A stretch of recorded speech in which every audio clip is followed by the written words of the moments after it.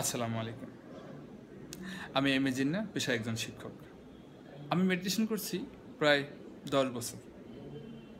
Meditation আমার জীবনকে অনেক ইতিবাচকভাবে বদলিয়ে দিয়েছে।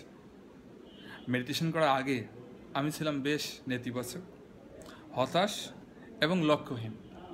কিন্তু মেডিটেশন করার পর থেকে ধীরে ধীরে আমার জীবনে শৃঙ্খলা এসেছে এবং একটা লক্ষ্য তৈরি হয়েছে। সেই সঙ্গে এসেছে প্রশান্তি। আমার বন্ধুবান্ধব যারা মেডিটেশন করেন তাদের জীবনেও এরকম এসেছে ইতিবাচক পরিবর্তন। মেডিটেশন একজন মানুষকে জনশক্তিতে রূপান্তরিত করে। তার ভিতরে লুকিয়ে থাকা সুপ্ত যে ক্ষমতাগুলো, যে দৃঢ় প্রত্যয়গুলো, যে সাহসগুলো, সেগুলোকে জাগিয়ে দেয়।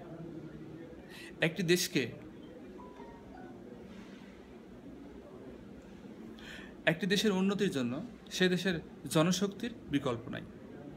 মেডিটেশন মানুষকে জনশক্তিতে রূপান্তরিত করতে পারে। আমরা জানতে পারছি বাংলাদেশে মেডিটেশন সেবার উপরে ভ্যাট বসছে, কিন্তু আমার মনে হয় মেডিটেশনের উপরে ভ্যাট বসলে এই যে অগ্রযাত্রা, এই যে মানুষকে জনশক্তিতে রূপান্তরিত করার যে প্রক্রিয়া, এটা ব্যাহত হবে। সেই সাথে ব্যাহত হবে দেশের উন্নয়ন।